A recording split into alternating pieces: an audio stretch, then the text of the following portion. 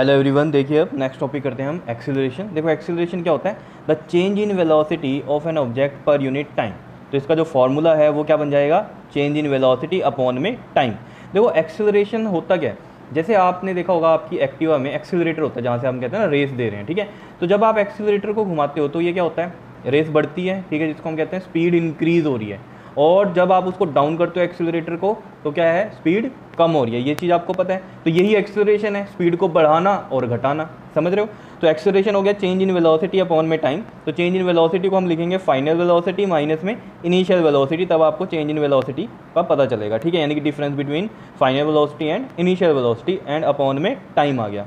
और एक्सीलरेशन को हम स्मॉल ए से लिखते हैं, फाइनल वेलोसिटी को v से लिखते हैं, इनिशियल वेलोसिटी को u से लिखते हैं और टाइम को t से लिखते हैं। इस तरीके से ये आपके पास फॉर्मूला बन गया एक्सेलरेशन का, v माइनस यू अपॉन में t।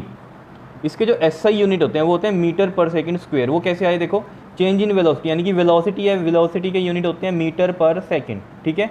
और टाइम के क्या यूनिट होते हैं, ये भी सेकंड ही होते हैं। तो ये देखो क्या बन गया, मीटर पर सेकंड स्क्वायर। और इसको मैं ऐसे भी लिख सकता हूँ इस तरीके से, मीटर पर सेकंड स्क्वायर को -2 पर आ जाएगा ये, ठीक है। 2 था ना नीचे प्लस में, तो ऊपर जाके ये -2 हो जाएगा। इस तरीके से भी लिख सकते हैं हम, ठीक है। तो ऐसा यूनिट हो गया मीटर पर second square and it is a vector quantity. Vector क्यों है, क्योंकि वेलोसिटी भी क्या है, वेक्टर क्वांटिटी है। तो एक्सेलरेशन भी क्या है, वेक्टर क्वांटिटी है, यानी कि इसमें मैग्नीट्यूड भी होगा और साथ ही डायरेक्शन भी होगी, ठीक है। एक्सेलरेशन जो है मे बी ज़ीरो, नेगेटिव और पॉजिटिव। ज़ीरो भी हो सकता है, नेगेटिव भी और पॉजिटिव भी। देखो ये कहानी अब आपको कैसे पता चलेगी, जब हम कह रहे थे कि रेस बढ़ा रहे हैं तो स्पीड बढ़ रही है, और जब एक्सेलरेटर को डाउन कर रहे हैं तो स्पीड कम हो रही है। तो जब हम बढ़ा रहे हैं स्पीड को तो वो होता है पॉजिटिव एक्सेलरेशन, और जब घटा रहे हैं स्पीड को तब वो क्या होता है, नेगेटिव एक्सेलरेशन। और जब कॉन्स्टेंट है तब उस केस में क्या होता है, वो जीरो एक्सेलरेशन होता है, जिसमें आपने ऐसे ही नॉर्मल रखा हुआ है एक स्पीड पर, ठीक है। तो देखो यहाँ से समझते हैं जीरो एक्सेलरेशन क्या है, when a object has uniform motion. Uniform motion मतलब क्या है, कांस्टेंट स्पीड है उसकी। इसको ऐसे समझो जैसे ये ए पॉइंट है और ये है बी पॉइंट, ठीक है। अब यहाँ पर मान लो जो वेलोसिटी है वो है 5 मीटर पर सेकंड की, और बी पर भी कितनी है, 5 मीटर पर सेकंड की। तो ये इनिशियल वेलोसिटी हो गई और ये फाइनल वेलोसिटी हो गई, समझ रहे हो। तो हमें पता है कि जो एक्सेलरेशन होता है वो क्या होता है, फाइनल माइनस इनिशियल। तो यहाँ देखो फाइनल माइनस में इनिशियल, और टाइम मान लो यहाँ 2 सेकंड का लग रहा है तो ये अपॉन में 2। तो देख लो 0/2 कितना आ गया, जीरो एक्सेलरेशन आ गया।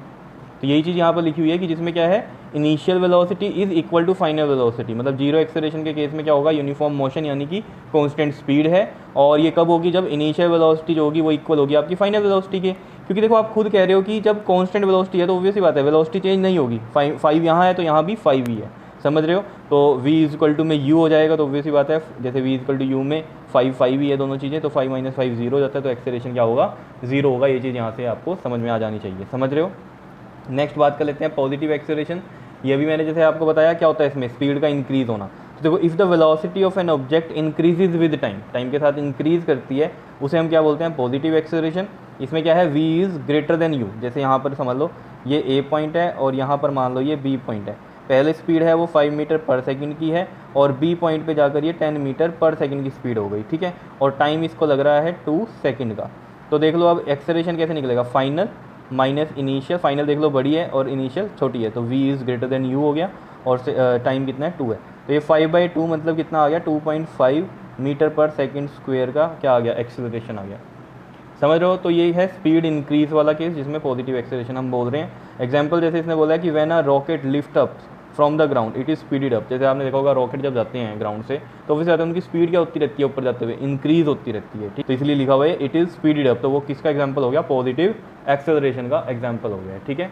इसी तरीके से हम बात करते हैं नेगेटिव एक्सेलरेशन की। इसमें स्पीड का क्या होगा, डिक्रीज होगा, ठीक है। तो if the velocity of an object decreases with time, अगर डिक्रीज करती है विद टाइम तो उसे हम क्या बोलते हैं, नेगेटिव एक्सेलरेशन। इसमें क्या हो जाएगा, आपके पास इनिशियल वेलोसिटी ज़्यादा होगी और फाइनल कम होगी, क्योंकि स्पीड कम हो रही है। तो इसमें भी आप एग्जांपल ऐसे समझ सकते हो, ये a पॉइंट है और ये b पॉइंट है।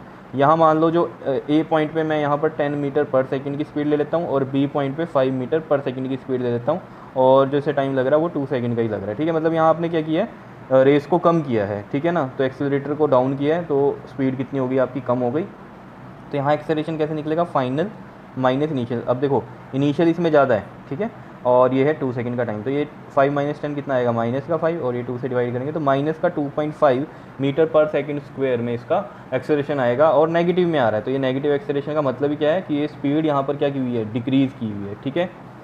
तो एग्जाम्पल में इसका लिखा हुआ है क्या, when a paratrooper opens his parachute his speed decreases as he approaches the ground. देखा होगा जो पैराट्रूपर्स होते हैं वो पैराशूट से उड़ते हैं, ठीक है। तो आपने देखा होगा जब वो खोलते हैं पैराशूट को, पहले नॉर्मली आपने देखा होगा जैसे वो किसी प्लेन से, मान लो प्लेन से उन्होंने जंप की, ठीक है, अभी उन्होंने पैराशूट नहीं खोला तो उनकी स्पीड बहुत इंक्रीज़ हो रही होती है नीचे जाते हुए, ठीक है। लेकिन जैसे ही पैराशूट ओपन करते हैं तो उनकी स्पीड क्या हो जाती है, डिक्रीज़ हो जाती है, तो वो ग्राउंड पे फिर आराम से उतरते हैं। अगर स्पीड अप इंक्रीज़ में उतरेंगे तो क्या होगा, बचेंगे ही नहीं। तो वो जब पैराशूट खोलते हैं तो उससे हेल्प से क्या होता है, वो बिल्कुल आराम से उतरते हैं ग्राउंड पे, ठीक है, क्योंकि स्पीड क्या हो जाती है, डिक्रीज़ हो जाती है। और इसी को हम क्या बोलते हैं, रिटार्डेशन भी बोलते हैं। नेगेटिव एक्सेलरेशन को हम रिटार्डेशन भी बोलते हैं और डिसेलरेशन भी बोलते हैं। तो ये आपको याद रहना चाहिए, रिटार्डेशन भी नेगेटिव एक्सेलरेशन ही होता है और डिसेलरेशन भी नेगेटिव एक्सेलरेशन ही होता है। क्लियर है इतनी बात, ठीक है। तो ये थे आपके पास जीरो एक्सेलरेशन, पॉजिटिव एक्सेलरेशन और नेगेटिव एक्सेलरेशन। अब टाइप ऑफ एक्सेलरेशन की बात कर लेते हैं। जैसे हम टाइप ऑफ स्पीड की करते थे, बात टाइप ऑफ वेलोसिटी की करते थे, उसी तरीके से हम यहाँ पर टाइप ऑफ एक्सेलरेशन की बात कर लेते हैं। तो इसमें भी क्या आएगा आपके पास, एक तो आएगा यूनिफॉर्म एक्सेलरेशन और एक आएगा नॉन यूनिफॉर्म एक्सेलरेशन। तो यूनिफॉर्म एक्सेलरेशन का मतलब क्या है, कांस्टेंट एक्सेलरेशन। इसके अंदर क्या होता है, जो वेलोसिटी इंक्रीज करेगी वो कैसे करेगी, इक्वल करेगी in equal interval of time. समझ रहे हो बात को। और नॉन यूनिफॉर्म में क्या होगा, अनइक्वली चेंज होगी velocity in equal interval of time. तो नॉन यूनिफॉर्म एक्सेलरेशन में क्या होगा, आपका एक्सेलरेशन कम या ज़्यादा रहेगा, ठीक है। और यूनिफॉर्म एक्सेलरेशन में एक्सेलरेशन क्या रहेगा, कांस्टेंट रहेगा। इसका एग्जांपल समझते हैं, देखो यूनिफॉर्म एक्सेलरेशन का समझते हैं। देखो पहले तो जैसे मान लो ये इस तरीके से मैं यहाँ पर बना रहा हूँ, यहाँ पर मान लो ये 0 सेकंड में 0 मीटर पर सेकंड की स्पीड है, और फिर आगे हम मान लो 2 सेकंड की बात करते हैं तो यहाँ 5 मीटर पर सेकंड की स्पीड है। फिर आगे हम बात करते हैं अगर 4 सेकंड की, फिर यहाँ पर 6 सेकंड और ये 8 सेकंड, इस तरीके से समझ लो।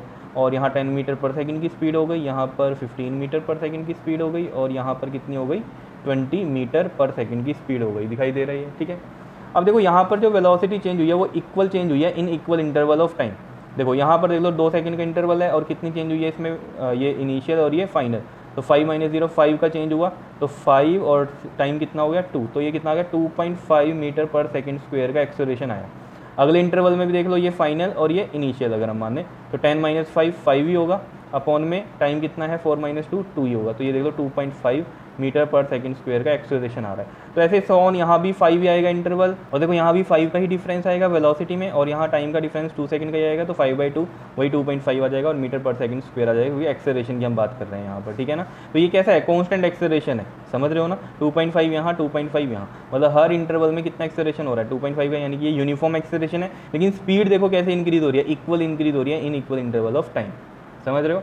अब नॉन यूनिफॉर्म की अगर हम बात करें तो इसमें क्या हो जाएगा, देखो जैसे मान लो 0 सेकंड पे 0 मीटर पर सेकंड की स्पीड है, फिर मान लो ये 2 सेकंड पे 10 मीटर पर सेकंड की स्पीड है, फिर मान लो 4 सेकंड पे 5 मीटर पर सेकंड की स्पीड है, और फिर मान लो 6 सेकंड में ये आपके पास 15 मीटर पर सेकंड की स्पीड हो गई।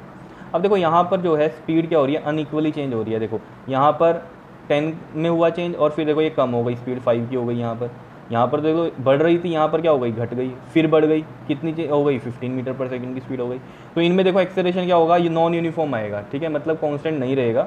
और यहाँ से आपको पता चल भी रहा है कि जो वेलोसिटी है यहाँ अनइक्वली चेंज हो रही है in equal interval of time. Time का इंटरवल तो देख लो 2-2 सेकंड का ही है, ठीक है ना। तो देखो फर्स्ट इंटरवल की अगर हम बात करें, यहाँ चेंज इन वेलोसिटी निकाल लो, 10 फाइनल है और इनिशियल 0 है, तो 10 बाय कितना आ जाएगा 2, कितना आ गया ये 5 मीटर पर सेकंड स्क्वायर का एक्सेलरेशन आया। और यहाँ देखो ये 4 ये है और 2 ये है, तो टाइमिंग तो 2 ही सेकंड की हो गई, और फाइनल ये वेलोसिटी, इनिशियल ये है, तो फाइनल 5 है और माइनस में 10 कितना आ गया -5/2, और ये कितना आ गया एक्सेलरेशन यहाँ पर माइनस का 2.5 मीटर पर सेकंड स्क्वायर का एक्सेलरेशन आ गया, समझ रहे हो। फिर अगेन देख लो 2 सेकंड का तो इंटरवल हो गया ये, और ये फाइनल ये है, इनिशियल ये है, तो 15 - 5 कितना हो गया 10, और ये हो गया 2, तो ये कितना आ गया आपके पास 5 मीटर पर सेकंड स्क्वायर का एक्सेलरेशन आ गया। तो देखो पहले 5 आया, फिर देख लो चेंज हो गया -2.5 आ गया, फिर अगेन 5 का हो गया। तो ये चीज़ आपको समझ में आ रही होगी, यहाँ पर क्या है एक्सेलरेशन नॉन यूनिफॉर्म है, चेंज हो रहा है बार बार, समझ रहे हो। तो कहानी आपको सिंपल सी समझ में आनी चाहिए। यूनिफॉर्म एक्सेलरेशन क्या है, इक्वली चेंज होती है velocity in equal interval of time, और नॉन यूनिफॉर्म में क्या होता है, अनइक्वली चेंज होता है वेलोसिटी में in equal interval of time. तो यूनिफॉर्म एक्सेलरेशन का जो एग्जांपल है वो क्या है, motion of freely falling object under the effect of gravity. जो अर्थ पर ऑब्जेक्ट ऊपर से नीचे गिरते हैं वो किसके इफेक्ट में गिरते हैं, under the effect of gravity. तो यानी कि वहाँ पर जैसे मान लो जैसे कोई स्टोन आपने फेंका छत से, ठीक है, तो वो जो ग्राउंड पे टच होगा तो उसमें क्या होगा, वहाँ पर जो वेलोसिटी है वो क्या होगी, इक्वली चेंज होगी, ठीक है, मतलब बढ़ रही होगी स्पीड, लेकिन इक्वल होगी in equal interval of time में होगी, ठीक है, समझ रहे हो ये बात। तो आपको पता होना चाहिए कोई भी ऑब्जेक्ट जो अर्थ पे गिरता है तो उसका क्या होता है, स्पीड इंक्रीज होती रहती है, ठीक है ना, ऐसा नहीं कांस्टेंट स्पीड से आ रहा है वो, कांस्टेंट एक्सेलरेशन होता है उसका, ठीक है, जो कि आपको पता है हम क्या बोलते हैं उसको, एक्सेलरेशन ड्यू टू ग्रेविटी, ठीक है, जो कि होता है आपके पास 9.8 मीटर पर सेकंड स्क्वायर। तो वहाँ पर आपको समझना क्या है कि कांस्टेंट क्या है, एक्सेलरेशन, वेलोसिटी कांस्टेंट नहीं है, वेलोसिटी चेंज हो रही है, लेकिन कैसे हो रही है, इक्वल हो रही है in equal interval of time, और इंक्रीज करती है वो जब तक ग्राउंड तक वो टच नहीं होती चीज़, ठीक है। नॉन यूनिफॉर्म में आपको पता चल गया अनइक्वली चेंज होती है velocity in equal interval of time. और एग्जांपल क्या है इसका, the motion of a moving car on a busy road. अब बिजी रोड पे जब कार चल रही है तो वहाँ स्पीड कहीं ज़्यादा हो जाएगी, कहीं पर कम हो जाएगी, कहीं ज़्यादा कहीं कम, तो ऑब्वियस बात है वहाँ एक्सेलरेशन आपको क्या करना पड़ेगा, कहीं बार तेज करना पड़ेगा, कहीं बार कम करना पड़ेगा। तो उससे पता चल रहा है कि नॉन यूनिफॉर्म एक्सेलरेशन, और जैसे कि ये मैंने आपको मैथमेटिकल भी समझा दिया है, चीज़ क्लियर हुई कहानी, ठीक है। तो ये था पूरा टॉपिक एक्सेलरेशन का, तो ये आपको ध्यान में रहना चाहिए, जीरो, नेगेटिव, पॉजिटिव एक्सेलरेशन क्या है, और टाइप ऑफ एक्सेलरेशन में यूनिफॉर्म एक्सेलरेशन क्या है और नॉन यूनिफॉर्म एक्सेलरेशन क्या है, क्लियर है। ओके जी, थैंक यू।